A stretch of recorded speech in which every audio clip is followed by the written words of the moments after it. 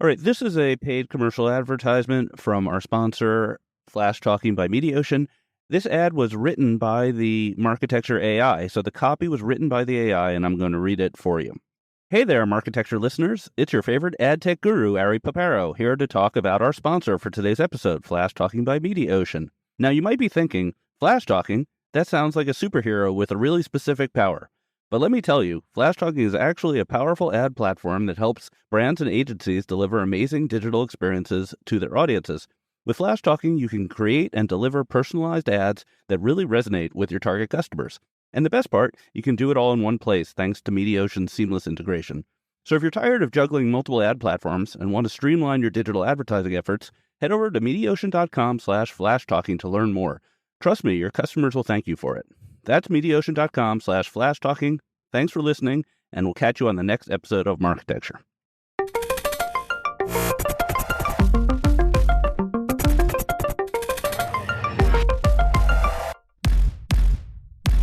Welcome to the Marketecture Podcast. I'm Ari Paparo. I'm joined today by my co-host, Eric Franchi, and Alan Chapell. Alan is a widely respected privacy expert. He is the president of Chappell & Associates. He publishes a newsletter known as the Chappell Report, which is a extensive deep dive. I read it this morning, and it's like 25 pages of privacy. It's like the Atlas Shrugged of privacy.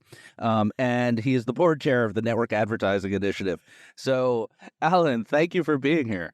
Well, thanks for having me, Ari. I think of it as the infinite jest of privacy, but I think I like yours better. All right. Well, I learned a lot. Like, it was great to see all of it in one spot. There's so much going on. Who are the typical readers of that publication? So it really varies. So I've got a couple of very large legal teams who like to have the additional POV, and they like to have it in a way that's framed from the perspective of somebody who's been in the industry a while, and in a way that, most law firms aren't great at, really providing an opinion. Right. That makes sense. And is it a paid newsletter? It is. And it's a really different thing than most of the, like Eric Seifert's got a thing, but it's not in the hundreds. It's in the tens of thousands of dollars a year investment type of a thing, more similar to a Forrester report. So, but it's also helpful just from the perspective of, like, you want to sound smart on the golf course type of a thing on issues of privacy. And then the other thing about it is that, like, there are so many decisions are being made in either complete ignorance or under a misunderstanding of the privacy rule set. And so this is intended, at least, to try to, create some additional clarity. You've just defined my nightmare scenario, which is playing golf with lawyers talking about privacy. Not my comfort zone. No, I'm not a golfer either.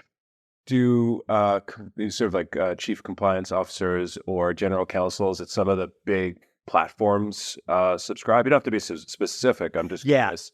Yeah. There's some pretty big ad tech or tech legal teams that subscribe. But there's also, it's traditionally been this sort of throw-in for my monthly retainer clients. And as I look to, kind of the next 10 years of my career, like, the thing I don't want to be doing is spending hours and hours poring over, somebody's 40-page data processing agreement. The strategy side of this is so much more interesting. And I think there is so much going on right now that it's almost impossible even for, like, a chief privacy officer to really pay attention. Like, you can get some of the details via all the various daily digests out there, and you can get, like, some insight on one or two issues if you subscribe to, like, somebody's newsletter. But the idea for this is, like, you can look at this and in 5 minutes you get the gist, and in an hour you get a comprehensive, like, view of what's going on. So that's a good segue to talk about hot topics in privacy. Like, we could talk about privacy for hours and hours and hours because there's so much going on. But let's go through the most important issues that are going on right now that kind of our audience would be interested in hearing about. I guess I'd kind of tee up first, state laws, federal privacy laws in the U.S. as a topic. Sure. So it might be helpful just to frame this. Like, Sure. If we were having this discussion even 5 or 6 years ago, really the only thing we'd be talking about was self-regulatory codes, because even in Europe, if you truncate an IP address, you sort of, pre-GDPR skirted EU law because you weren't collecting personal data. So just over the last, year, You've got now California, who, by the way, their privacy law, well, we can talk about the regulatory impact, but like they have unlimited ability to create new rules whenever they want over in California. I'm in California right now, great state, but it's almost scary the amount of power that their mini FTC has. You've got Colorado, you've got Connecticut, you've got Virginia. Those all go online or either online now or be online in July 1. And then you've got the state of Washington, who now has just launched what they call the My Health, My Data Act, which has a extremely broad definition of health data to the point where almost anything could be considered health data. And on top of that, they've got what they call a private right of action. So that means that the class action litigants can sue you over any one of the many sets of vague standards within this act. So so if you're a health advertiser, you are nearing the point where you are just not going to be able to operate the way you used to operate. Meaning just don't show ads in Washington? I would certainly go as far as to say is don't show targeted ads in Washington. I'm not sure how you can. So, okay, so that was a great step back overview. So what are people doing about this? What are the tech platforms doing about it? What are the advertisers doing about it? Well, I think it's fair to say that the advertisers are sort of sitting back, and I think there's a little bit of a combination of denial that this is really upon us, because I really don't think that the ad industry writ large understands how fucked we are, because we are. There goes that NSFW checkbox again. I'm going to have to put into the podcast player. Oh, I'm sorry. I listened to last week's, and I thought that was okay. It's fine. You've got a title for this episode, though. Yeah. Yeah, I do. So advertisers are fucked. Okay, that we have a title. What does that mean specifically? What do I do? I mean, if I'm sitting around, I'm going to stop cursing. If I'm sitting around trying to figure out what to do, and the privacy expert tells me I'm fucked, what do I do? Well, I think that some of the answer is just in, like, we're going to need to be much more keenly aware of the types of targeting segments that we use. Because for one thing, we're going to have to recalibrate the entire health vertical. Like, what we thought was not sensitive 6 months ago is clearly sensitive now. The FTC is telling us, and not that they get to dictate this entirely, but they're saying vitamin D is sensitive. They're telling us acne is sensitive. Wow. Now, I don't think they can enforce to that level, but what that does tell you is when you get into things like asthma, that's probably now considered sensitive. And you're going to It used to calibrate. It used to be under the NAI guidelines, which you would know better than I would, that certain medical conditions were sensitive and others were not. So, like, I guess if you had cancer, it was sensitive. If you had erectile dysfunction, it was sensitive. But if it was acne, it was not. And you're saying that's all gone. It's all pretty much gone. And so you're going to need to get creative in terms of how you're thinking about crafting those types of segments. Ethnicity and religion, off limits in Europe, but now arguably off limits in a lot of places in the U.S. Alan, could you go back to the healthcare thing for 1 second? So you mentioned getting creative on how you continue to market as a pharma brand, as a healthcare brand. Could you expand on that? Like, how are you advising folks? You don't have to get specific, but like, how can you do this if you're if you want to market something that might be in this area of now going from not sensitive to sensitive? Well, I think there's probably two broad approaches. One is the demographic type of targeting, so that, if you're creating a segment for, breast cancer, well, okay, target just women. I mean, that sounds really obvious, but there's Right. additional demographic things that you can do to create an audience that isn't necessarily sensitive, but sort of gets you a little closer to your target audience. By the way, even that approach, it's an open question whether that would work under Colorado's law, but that's a separate, and it probably doesn't work in Washington state.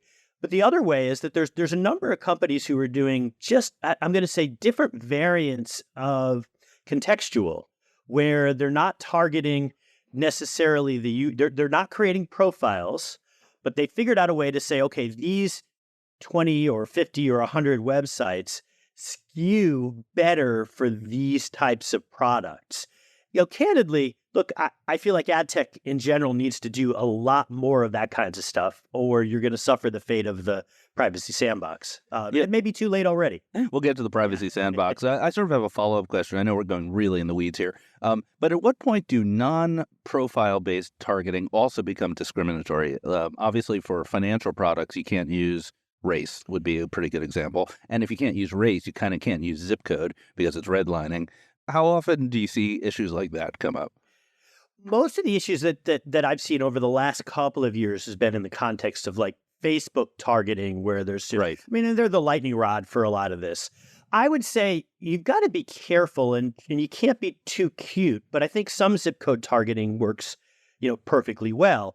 Now, if it's a wink, wink, nudge, nudge, we're targeting these zip codes so we can get at a certain demo, you may have some problems. But the way U.S. law is structured, you can create those segments. You just can't create them necessarily for discriminatory purposes. Right, Your right. FLA or whatever. What if an algorithm creates them? What if Yeah, the I know. algorithm optimizes and suddenly you're only showing your mortgage ad to white zip codes? That's the Julia Angwin argument. I don't know yet. I think that that's something that hopefully you've covered in your data protection impact assessment. Sorry, who's Julia Unwin? Oh, you guys have talked to her a bunch. She came out with the New York Times op-ed, and she's best known as the part of the What They Know series from Wall Street Journal 10, 12 years ago. I knew that. Thanks for reminding me. Yeah. So what are the prospects for a federal law? Dim right now. There's just so much dysfunction right now in D.C. The ADPPA, which was sort of the last one, the comprehensive privacy law, actually had a puncher's shot, and Nancy Pelosi wouldn't bring it to the House vote. And the reason I not to blame Nancy Pelosi, but the reason she didn't was that there was so much support within the California contingent of Congress for what's going on in California. And I raise that because all these things are sort of related. If you see California abuse its authority or act just in a crazy manner and start subpoenaing the entire industry, I think that the support for their process may diminish within Congress. Similarly, if you see like the whole Montana banning TikTok thing, I mean, can we at least acknowledge how crazy that is?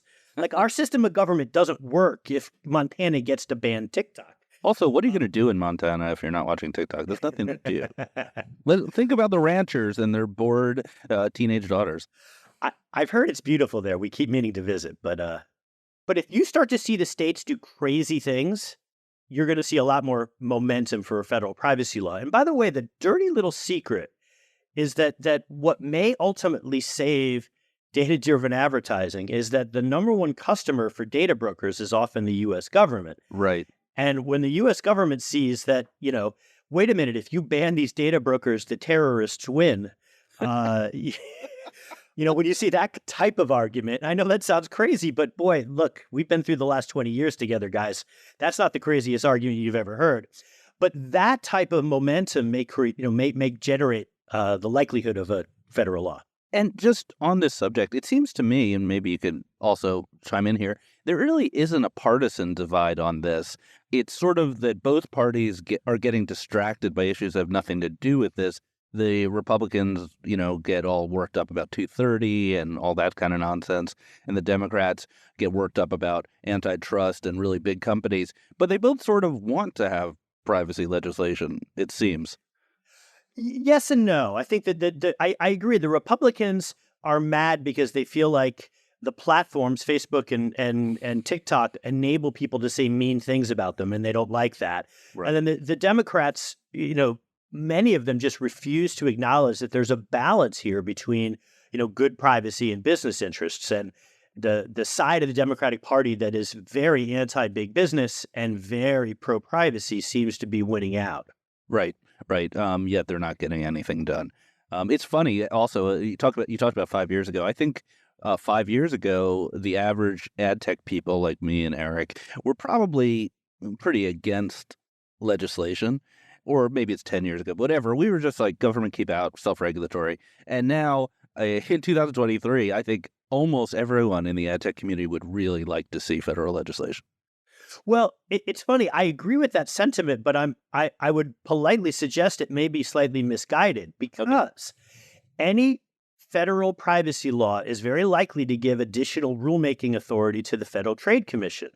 And this current Federal Trade Commission is not exactly a fan of the ad tech world or the data-driven advertising world, and are using the admittedly limited powers that they have to really come after this industry. That's true. Don't want Lena Khan regulating my cookies. So you talked about California a lot. Do you want to take us through what happened with Sephora? Because I think that was a real shot across the bow. It was. So I think what happened there, and look, this is part speculation and part rumor. So I know you guys like that, but in legal circles, they tend to frown on such things. But I'm going to move ahead anyway. I've heard things that their initial counsel told them to ignore the repeated requests from the California Attorney General to take heed. And I don't know if that's true or not. I'm not saying it's true or not, but I would say it would make sense that a EU-based company would take the position that, hey, we're European. We have data protection in our blood. We don't need to adhere to your silly US laws. Anything we do in Europe is covered. And I could see that sentiment being at least part of what happened to them, where if the AG sends you a letter and telling you to do something, probably a pretty good idea to respond. So step back for anyone who doesn't know. What happened? Well, Sephora was sort of the first big enforcement issue or enforcement action in California. And the issue is that California has a very broad definition of what's considered a sale, to the point where if you're just pixeling somebody's website so that your side gets an IP address and a cookie ID and a couple of other log file data, that alone in a lot of contexts is going to be considered a sale. And therefore you need to provide the consumer with some level of notice of that sale and the ability to opt out of that sale. Now, what most websites have done is they've gotten OneTrust or some CMP, and they kind of address it that way. And it's not that it's that difficult in and of itself of a fix, but apparently Sephora didn't have that. And what's sort of vexing is that California at the time had what they call a 30-day notice and cure period. So you could have avoided any issue by simply fixing it within 30 days. I would have given you 60 days. They could have put lipstick on it. But anyway, like they got fined $3 million. How much? It was 1.5. But okay, but yeah, it's an unexpected fine for a company that you wouldn't expect to be, on the wrong side of privacy stuff. And not that I'm happy to see anybody get dinged, but I would say, as somebody who's sort of been an ad tech guy through and through for 20 years, it's interesting to see that there's more and more of a focus on what brands are doing, what publishers are doing, and what large first parties are doing. But let's face it, and maybe this is the right way to do it, but it seems like a lot of the regulatory focus has been, on the ad tech guys.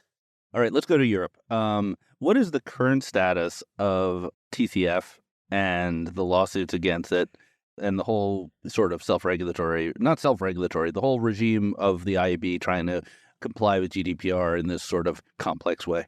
Okay, so you guys said don't go into too much, don't talk too much. But I think you have to frame this a little bit. So the GDPR in and of itself does not necessarily require a consent for cookies. There's the e-privacy directive, but that's a directive which gets implemented differently within each EU member state. And I'm going to leave aside what happened to the CNIL over the last couple of weeks. But in general, if you are the CNIL in France, you are reluctant to go. You are the one who's in charge of regulating these cookies. You are probably reluctant to beat up your own publishers. And so you don't see a lot of these types of fines. So we call it the Criteo exception. Yes. Well, that's the funny part is, like, I never thought Criteo would get nailed by the CNIL just by virtue of it. It's like, they're your biggest French. Anyway, right. Hometown heroes. But anyway, so the way that Europe was set up, it's difficult to enforce against cookies on a one-off basis. So what Belgium did, because the IAB TCF is sort of registered there, is that they wanted to cut out the head off the steak. And they went after the entire compliance program for GDPR, at least for the programmatic world. Okay, so in order to get there, they had to say that the IAB was a controller of data. What data are they controlling? Well, they said, because the TCF string might eventually be tied to personal data, that the TCF string in and of itself is personal data, and therefore the IAB, even though they don't actually dictate the processing of that, they're the controller of that personal data. It is a tortured definition of EU data protection law. It will not withstand any type of challenge at the EU Court of Justice. But nonetheless, here we are. You've got the IAB who's been sort of, forced into fighting, defending itself. Okay, so I get that because the idea of the IAB as a controller is just absurd. But isn't the TCF under attack? Isn't Johnny, what's his name, Johnny Rockets or whatever his Johnny name is? Ryan. He's trying to take it down, and there's lawsuits just declaring the whole TCF as being in violation. Johnny Ryan and his team have launched a whole bunch of complaints in a whole bunch of different contexts, but it is, I believe, their complaint that Belgium considered as part of their ultimate ruling. But they're unlikely to win that. But what they were able to do is they were able to get the IAB to make some concessions and maybe change and improve the transparency. It's probably a win-win for everybody. And that, I think, will allow Belgium to sort of declare victory and allow the TCF to continue. Finally, a victory for Belgium. While we're on Europe, we have a lot of topics, so we're just going right through them. While we're on Europe, data transfers. So we had a tortured conversation about this about 2 weeks ago on this pod. The short version is that Facebook was fined over $1 billion for transferring European data to the U.S. This has been negotiated by the U.S. and the EU multiple times and is sort of in limbo. Is there a future to U.S. companies doing business in Europe and having their data processed in the U.S.? Yeah, I think there is. So we're in a weird, almost abusive cycle here where the EU hates the U.S. intelligence apparatus, and maybe rightly so.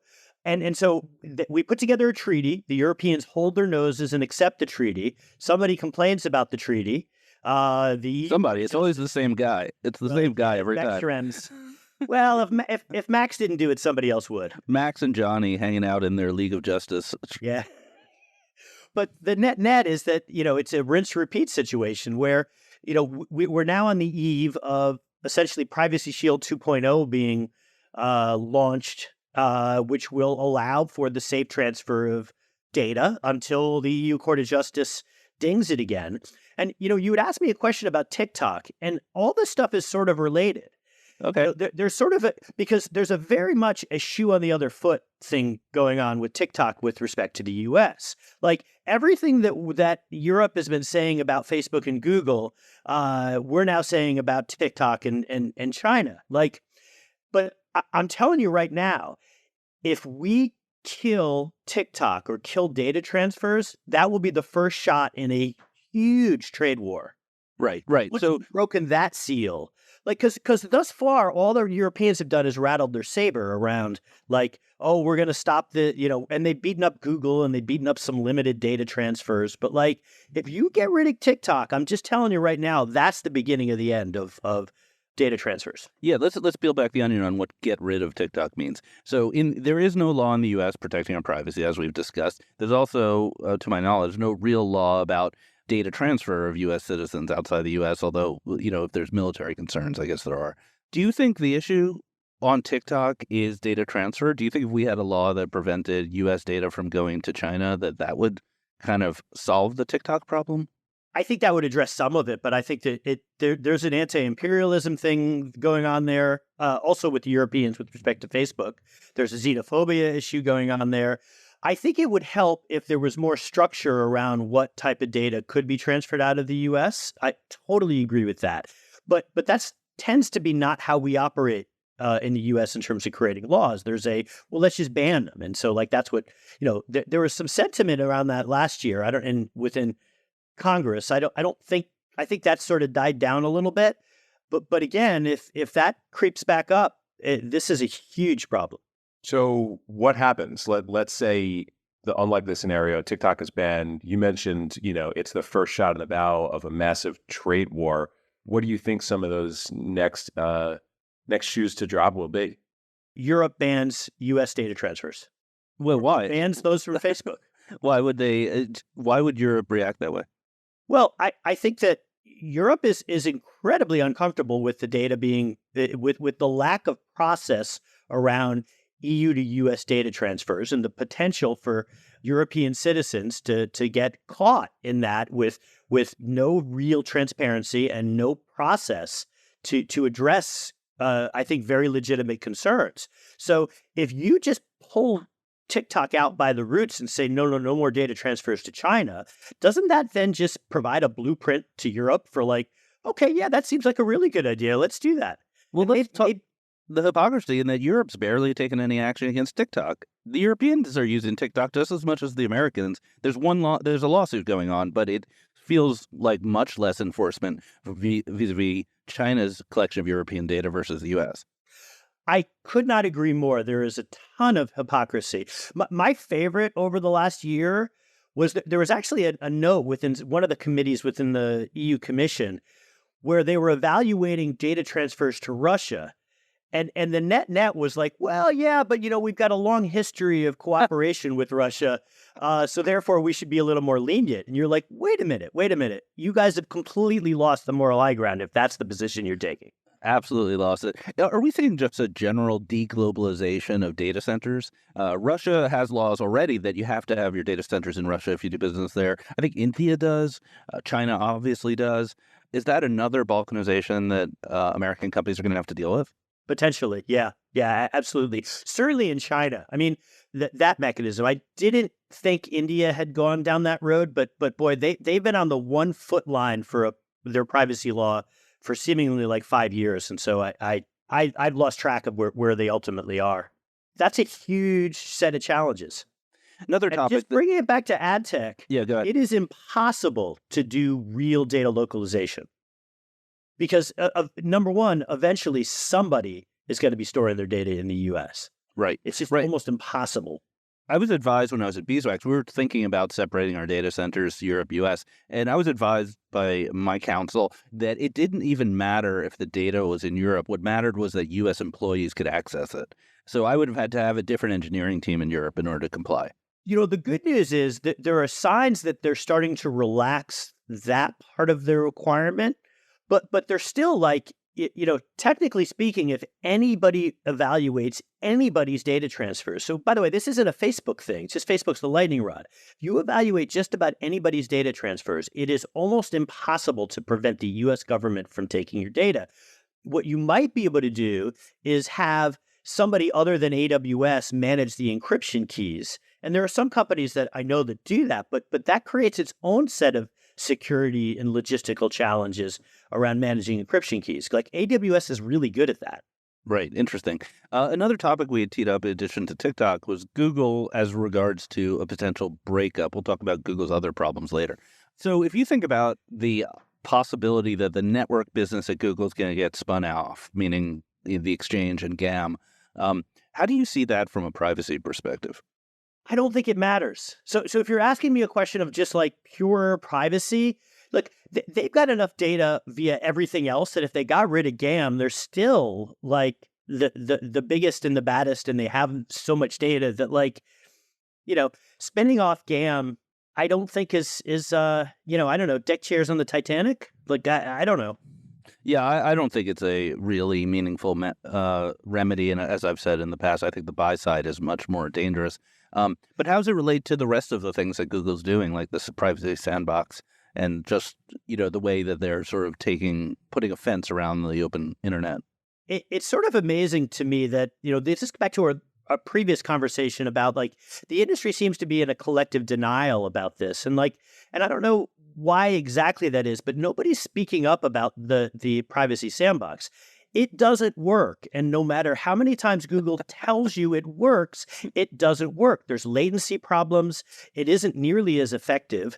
But the problem with nobody speaking up about it is that the Competition and Markets Authority, which is the regulatory authority in the UK, has gotten Google to agree that if the privacy sandbox isn't, in the ballpark of effectiveness of the current solution, that they cannot depreciate cookies. Right. But what I think Google is doing is just saying, like, they're going to say in the marketplace as many times as they can that the new solution works, that it works perfectly fine, and not hearing evidence to the contrary the Competition and Markets Authority is going to say, okay, well, it must be true, and that they're going to be allowed to put out this, these tools and depreciate cookies. Well, hold up. Now, you're saying it doesn't work. Okay, so the Privacy Sandbox is multiple things. So the latest news we've heard is that their solution for retargeting, which is Fledge, that they renamed, I can't remember the new name, as a generic, boring name. Yeah. But let's call it Fledge. That Fledge actually worked really well in trials. And I even heard back channel from people I respect that they were pretty impressed by how well it worked. Agree, and that's a fair distinction. I've heard great things about Fledge, or the artist formerly known as Fledge. So what do you mean when you say it doesn't work? What doesn't work? I think Topics is problematic. Topics is a waste of time. They should just kill it. It's just a bad idea. But they can't.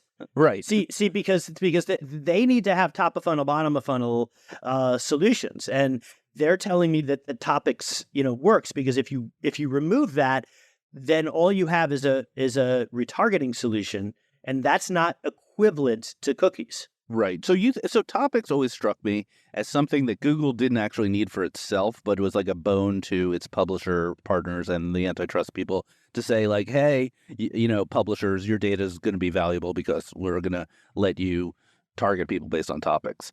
Is that your kind of take on it too?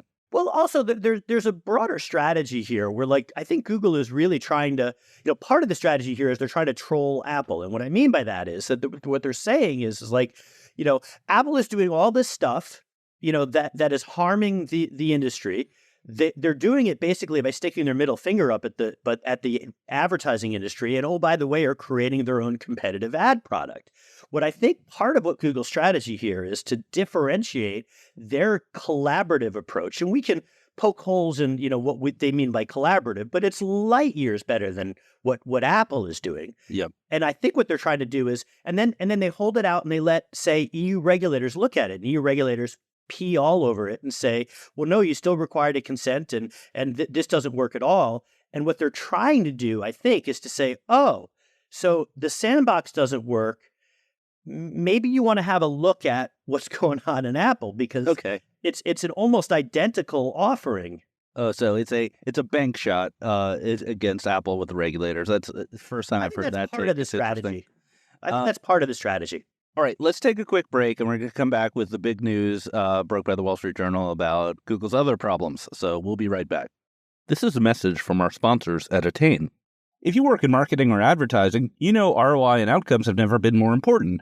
And as the deprecation of third-party cookies looms, you're probably thinking about how to make up for the loss of that crucial data.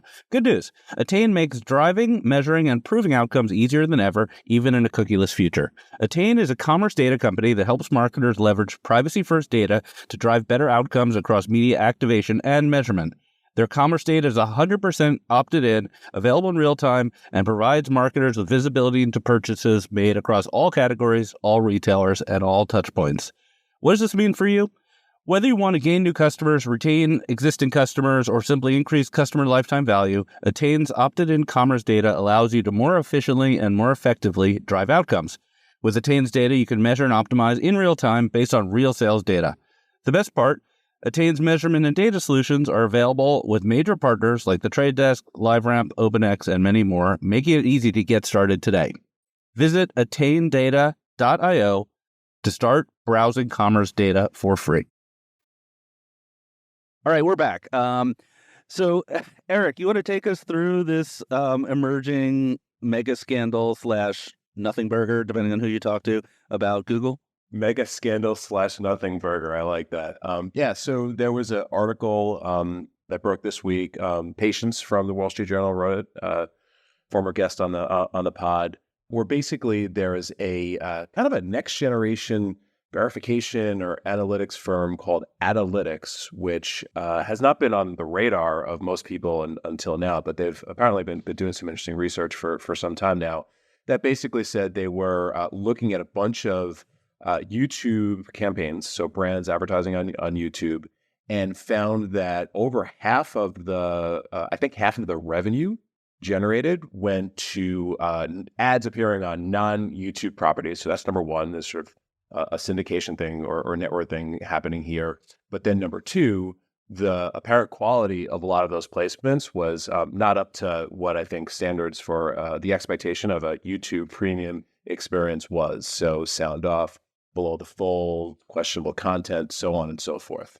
And the internet went crazy, or ad tech Twitter went crazy. Ad tech Twitter did go crazy. Ad tech Twitter went crazy, and there's been a lot of conversation here. So I've got some thoughts and bullets, but maybe you guys can react to it before we go a level deeper. Yeah, I'll react a bit. Another part of the story is that Google put out a response that was pretty tepid. And so people didn't really like that so much. So point number one is a story is always more impactful if it reinforces your prior beliefs. And this is not the first time Google has had problems with inventory quality. So the idea that they're selling crap as premium it reinforces a lot of people's distrust of them. Second point is, as a lot of people have been discussing, Google is trying to reestablish the black box through what's called PMax, Performance Max, which is the default in Google Ads nowadays. And that's the just give us your money and trust us solution. And so when you do that, you end up potentially having your trust betrayed, and that might be the situation here. Third point I'll make is I think they have a real branding problem here because they brand TrueView as their premium product where the user chooses to watch the video or not, and it's very innovative and it looks great on YouTube. Advertisers like it. But when you audience extend, they don't have TrueView. And in their response, they said, we believe or we guarantee that 90% of the video views are viewable. Well, that's different from TrueView, where everything's viewable, right? They're selling TrueView, and then their backup is like, well, it's 90% viewable, which is totally different from a branding perspective. So I think there's a lot going on here that's raising questions and making people kind of skeptical. I'll hand over to Alan. So I've got two thoughts on this. One is trust, and in the context of the privacy sandbox. Okay, so Google's got 5 separate anti-competitive suits against it. So you've got 5 different instances where there's credible allegations that Google is not or has not played fair in the marketplace. And now you've got this research, which is basically tantamount to saying that Google is defrauding its advertisers. Okay. Right. Now, in the context of the privacy sandbox, what Google is asking us to do is to trust them that this tool works as advertised, and also to trust them that you can build a viable business on the back of this privacy sandbox, which, by the way, is a bit of a sucker's bet in my view. But when it comes down to trust, it's very difficult to trust them at this point. Yeah, I think that's a big part of it.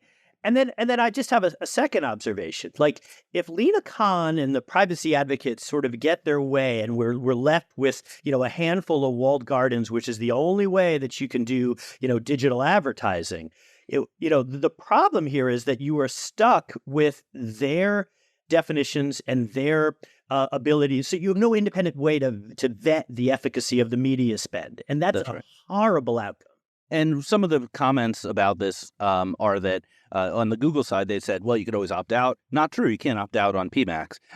Only true if you do Google Ads or if you do YouTube Audience Extension. So and by the way, the default, of course, is not opting out, right? So the devil's all in the little details here. And the other kind of sentiment, especially on Twitter, is this is a solvable problem, and Google's chosen not to solve it because they, don't want to put the effort in, or chosen not to solve it because ultimately reach and performance is often driven by bad inventory. Yeah, no, that's exactly it. So, people are shouting about make good, shouting about Google needs to refund. I think it was, if it was 10% of YouTube revenue, I think somebody threw that out there. It's like, $2 billion, which is what folks are suggesting the make good should be here. I think, though, if indeed at a campaign setup level, you are, I think, explicitly opting in, sounds like you're saying, Ari, it's like actually you're opting out. I think it's opt out. The partner network thing. I think it's going to be tough to challenge from a make good perspective. 2 thoughts here. Number one, are these performance campaigns that are in question here? And if they're performance campaigns and folks are pleased with their performance, again, is there Again, I'm not defending. That's always the question with the stuff is you got the performance, right? Exactly. I'm not defending this. I think this is garbage because those dollars could have gone to like good placements, good publishers, everything like that. But just like holding, and we have Alan here, which I think is very, very good. Like, is there a leg to stand on if there was either explicit opt-in or an sort of explicit non-opt-out on the buyer's side? If you're asking me, there's a lot of leeway in a arm's length transaction, even if it's a company with Google and who's huge and somebody who's a lot smaller. And the reality is like, where are they going to go? Right. Like, it's not like they can go across the street and go to the other, go to Zoogle and place their buys. And so that's that's sort of the trick here. Yeah, and part of the irony here is that whenever the antitrust folks knock on Google's door, they always exclude YouTube because Google can make the argument that YouTube's only 5% of all video advertising when you include TV, right? But it's a must-buy in internet, so it's a monopoly in its market if you define it in a certain way. One other point I'll make that somebody brought up on my Twitter feed, which was where are the verification companies?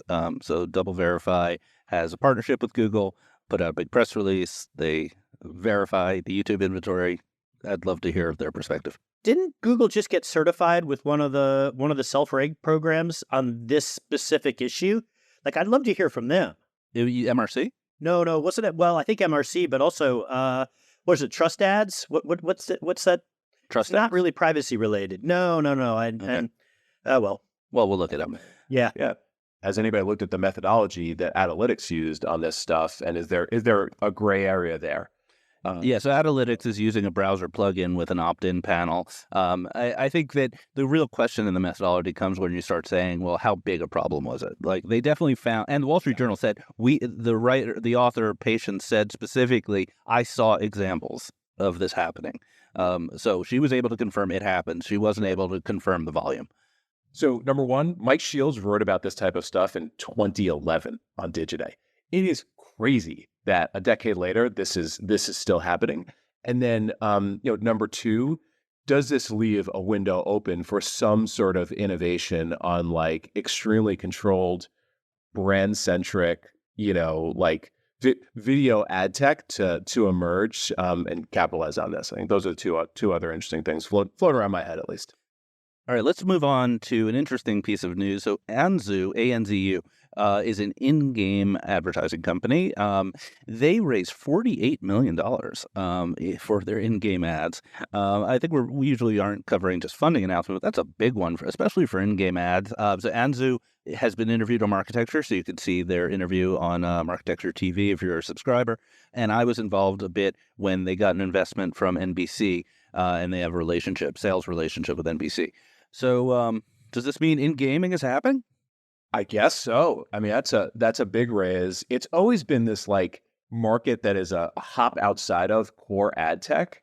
So it's like we always are somewhat taken by surprise about these types of things. But then if you look at the size of the market and the size of gaming, what one would expect it could support a couple of big businesses. I think you brought up, Ari, something interesting in that the round was led by Emis. Hot 97.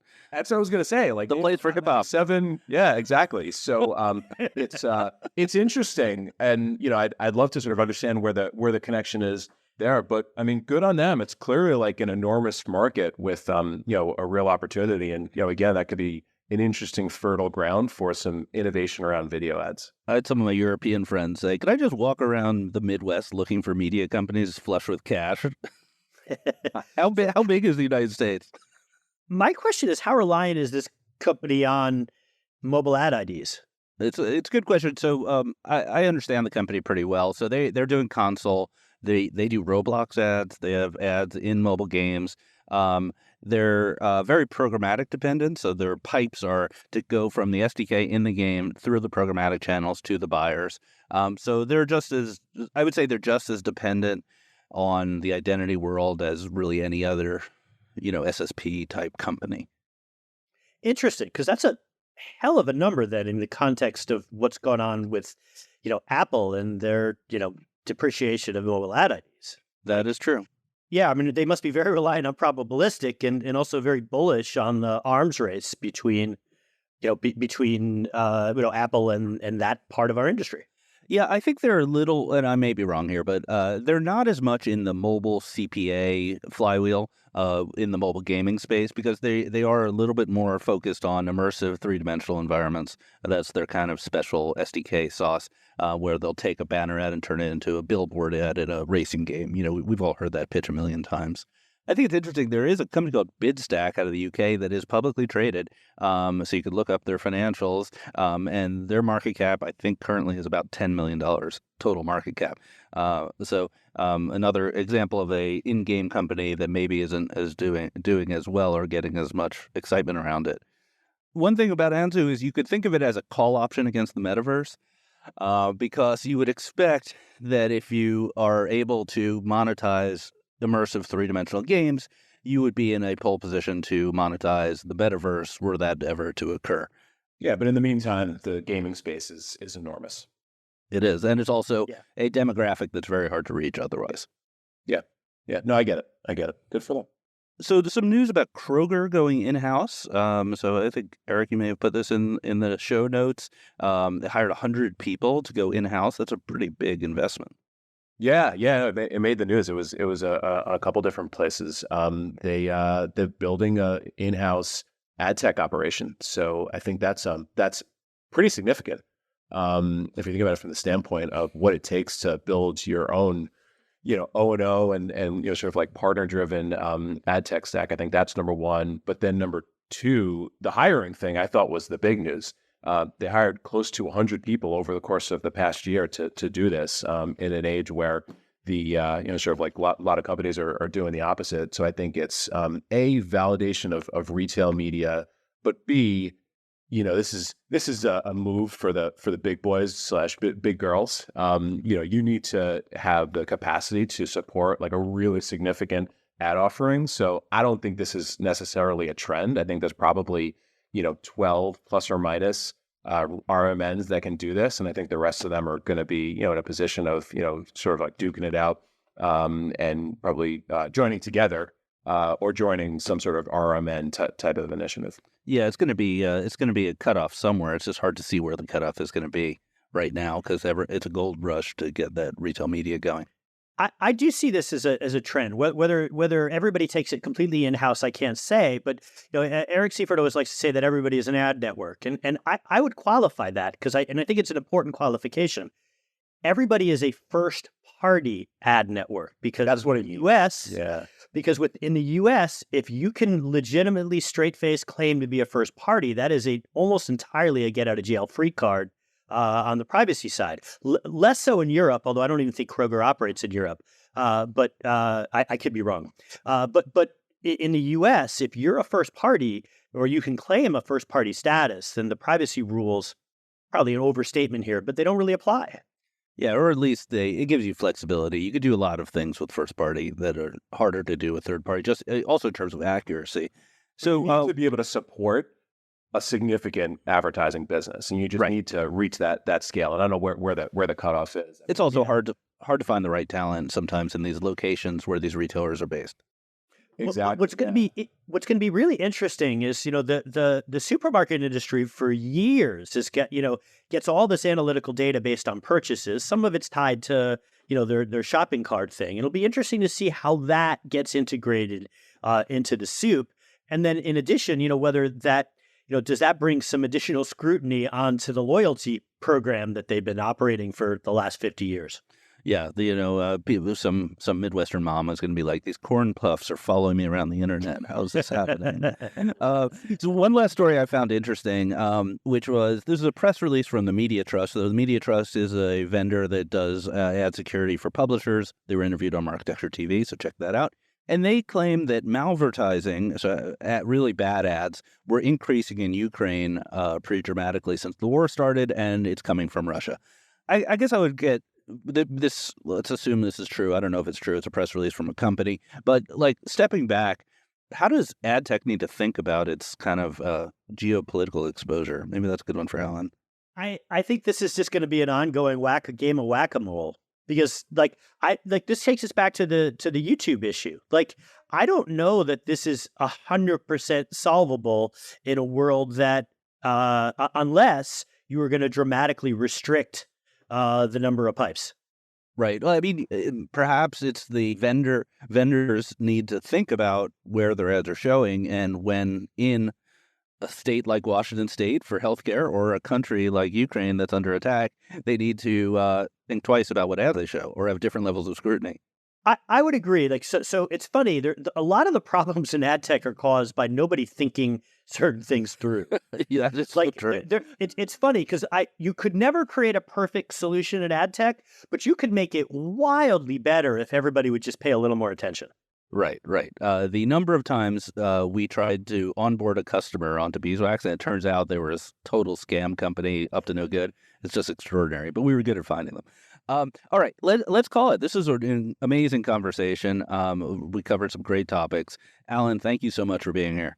Oh, thanks so much for having me, guys. This was a lot of fun. Eric, pleasure as always. Yep, you got it. Take care, guys. Thank you for subscribing to Marketecture. New interviews are added every week at marketecture.tv and your favorite podcasting app.